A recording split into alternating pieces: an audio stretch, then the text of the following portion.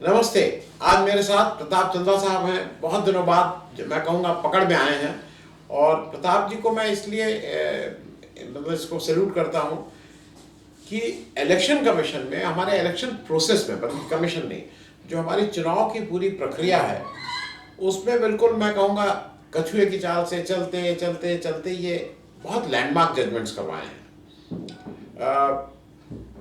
पंचायत के चुनाव में वो जजमेंट लागू हुए, और इस बार अभी ये जब आ रहे हैं तो मैं इसलिए इनसे मैंने कहा कि भाई एक दिन इस पे बात कर लीजिए, लोगों को समझाइए।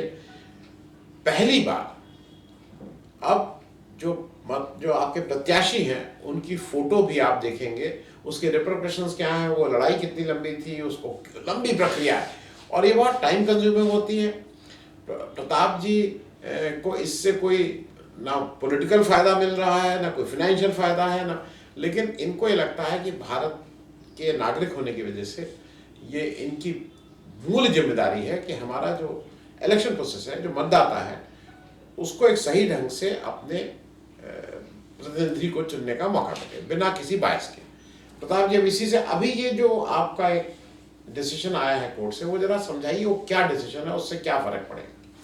देखिए, अभी 16 तारीख को इलेक्शन कमीशन ऑफ इंडिया का रिप्रेजेंटेशन देना था हम लोगों को, क्योंकि इस पे 27 मार्च को दिल्ली हाई कोर्ट ने जजमेंट दिया था और इलेक्शन कमीशन ऑफ इंडिया को कहा था कि 6 महीने के अंदर इसको डिसाइड करिए रिप्रेजेंटेशन को लेकर के और डिस्कस करके। रिप्रेजेंटेशन क्या था, पहले यही बताइए। रिप्रेजेंटेशन ये है कि जो प्रत्याशियों की फ़ोटो लगती है ईवीएम पे, पहले तो लगती नहीं थी, फ़ोटो हम लोगों ने लगवाया, फिर फ़ोटो जब लग गई तो वो ब्लैक एंड वाइट छपती है, तो वो कोई मतलब नहीं था कि ब्लैक एंड वाइट में कोई पहचान पाए। तो अब उसको कलर कराने की प्रक्रिया थी, ये बड़ी लंबी प्रक्रिया थी। 2019 में हमने मुकदमा फिर दायर किया, जब नहीं सुनवाई हुई तो 2019 में दिल्ली हाई कोर्ट में मुकदमा दायर किया और इलेक्शन कमीशन अपना चाइल्डिश सा रिप्रेजेंटेशन देता रहा कि जिसको रतौंधी होगी वो कलर में कैसे देखेगा, और कलर तो बहुत अच्छा होता है, ब्लैक एंड वाइट ज़्यादा अच्छा है, कलर में लोगों को दिक्कत आ सकती है, हमारे पास इंफ्रास्ट्रक्चर नहीं है, फिजिबल नहीं है, हमारे सीईओज़ ने कहा है कि फिजिबिलिटी नहीं होगी। तमाम 6 साल तक यही करता रहा। अल्टीमेटली 27 मार्च को दिल्ली हाई कोर्ट ने ऑर्डर किया कि नहीं, आपको कलर करना होगा। तो उसके बाद फिर ये प्रक्रिया चली चुनाव आयोग में, तो चुनाव आयोग में 3 हियरिंग हुई। लास्ट हियरिंग अभी 16 तारीख को 2 दिन पहले किया गया, तो 16 तारीख को हियरिंग हुई, उसमें कल जजमेंट आ गया और उसमें ये कहा गया कि ये नहीं है, कलर फ़ोटो लगाई जाएगी, ईवीएम पे जो प्रत्याशी होंगे उनकी फ़ोटो कलर हो जाएगी। हालांकि इस मुकदमे में मैं आपको बता दूं कि 2 प्रेयर थे और 2 इशू थे, एक कलर फ़ोटो लगाने का और दूसरा हमने ये कहा था कि मैं चुनाव लड़ूं तो मुझे सिंबल नहीं चाहिए, इसका ऑर्डर कर दिया जाए। वही क्योंकि चुनाव आयोग ने एक चिट्ठी दिया था, उस चिट्ठी को लगा दिया गया कि सिंबल वाली बात भी अभी मैं दर्शकों आपको समझाऊंगा, क्योंकि वो भी एक बड़ी जानकारी है जो आपसे एक बार फिर से रिफ्रेश करेंगे। प्रताप जी इस पे बहुत मास्टरी है, उस पर भी एक अलग से जानकारी करेंगे। हाँ, उस पर अलग अभी बात करेंगे। तो उसमें क्या हुआ कि हमने सिंबल कहा कि ठीक है, सबका नहीं, अगर आप हटा रहे हो मेरा तो हटा ही दो, क्योंकि आपने लिख करके दिया है कि सिंबल एक फैसिलिटी है वोटर को, जो अपने प्रतिनिधि को पहचान कर वोट दे सके। तो जब मेरी फ़ोटो लगने लगी है तो ऐसा कोई वोटर नहीं है जो मुझे देना चाहता हो और पहचान करके वोट ना दे सके, लिहाजा मुझे सीटी, बांसुरी, डमरू, कलछुल, कड़हिया की आवश्यकता क्यों होनी चाहिए।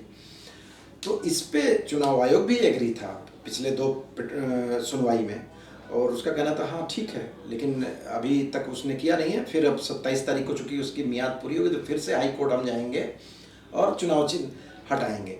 इसमें ये लड़ाई हमारे लिए महत्वपूर्ण क्यों है ये मैं बता दूँ।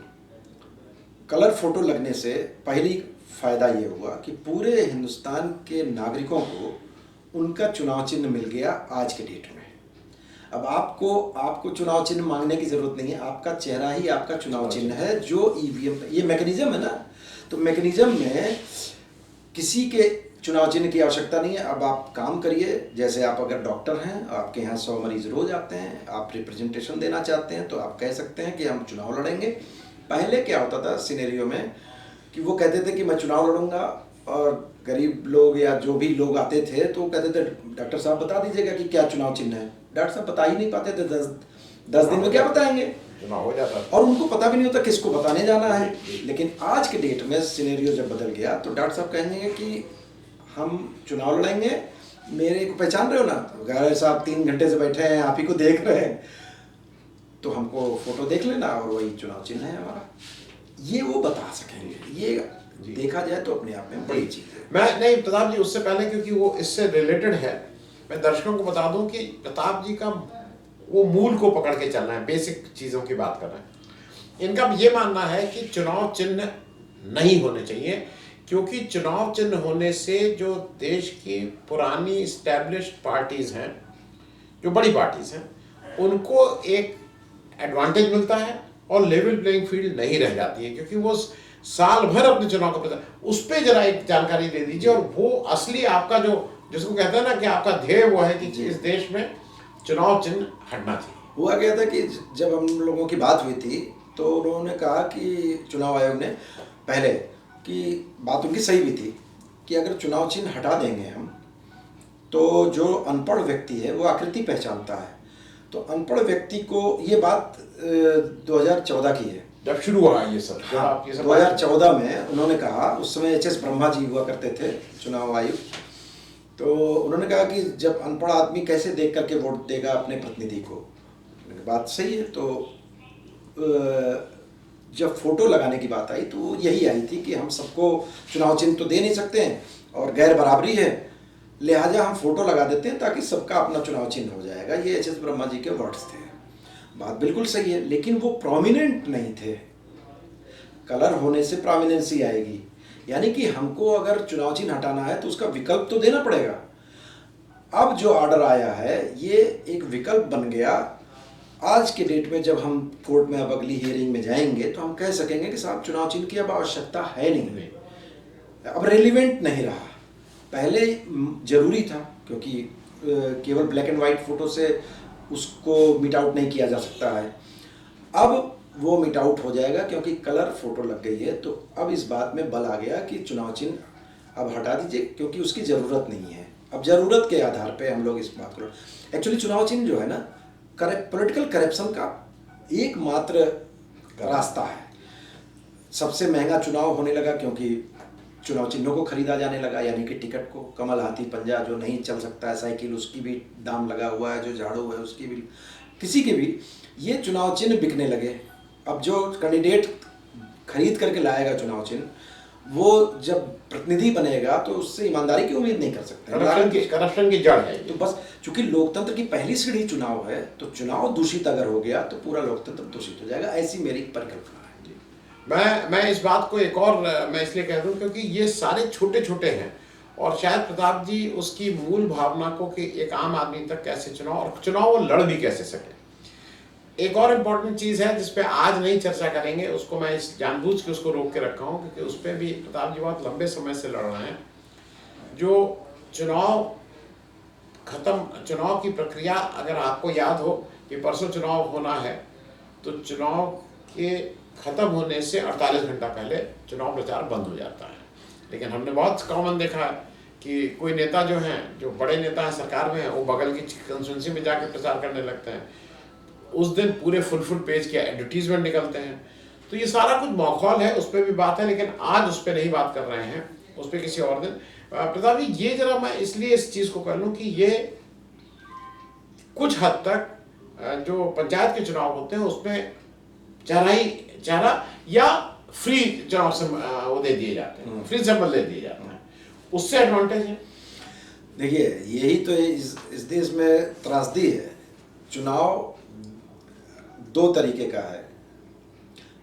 एक तरीके का चुनाव होना चाहिए ना, पैटर्न जब प्रधानी का चुनाव होगा तो उसमें फ्रीज कर दिया जाएगा। एस्टेब्लिश सिंबल, जो रिजर्व सिंबल है उसको नहीं दिया जाएगा, यानी कमल हाथी पंजा वगैरह ये सब जो रिजर्व है इनको नहीं दिया जाएगा। ये एक तरीके का चुनाव हो गया। जब वहीं आप MP MLA में आएंगे तो वो ओपन कर दिया जाएगा। तो पहले तो 2 चुनाव में या तो वो गलत है या तो ये गलत है, एक कर लो भाई।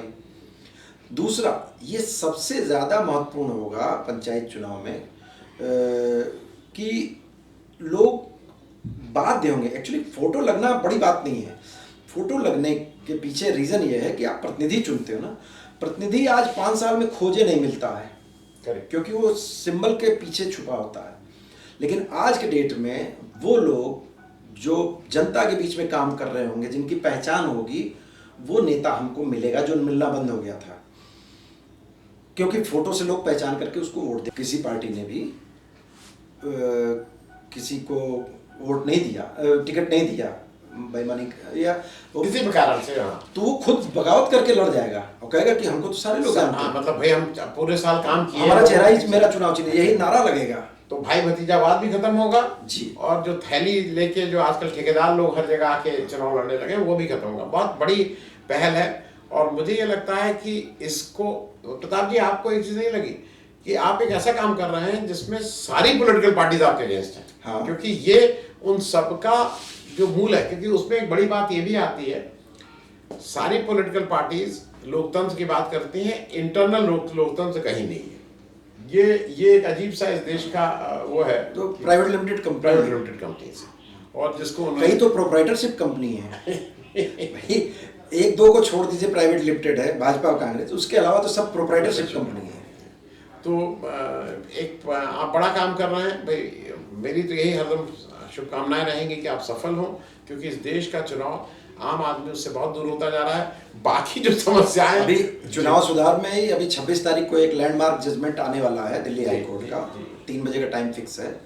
मुझे लगता है कि वो एक बड़ा काम होगा। जो 48 घंटे पहले फुल पेज का विज्ञापन देते थे वो बंद हो जाएगा और बहुत सारी उसमें चेंजेज आ जाएंगी। 26 तारीख को शायद आ जाएगा जी, क्योंकि सारा कुछ यही है कि इस देश में जब तक आम आदमी इस लायक ना हो जाए कि वो भी चुनाव की प्रक्रिया में आ जाए, नहीं तो इस देश के 99.99% लोग चुनाव प्रक्रिया में केवल वोट देने का काम कर सकते हैं, वो खुद कैंडिडेट नहीं बन सकते हैं आज की जो व्यवस्था है।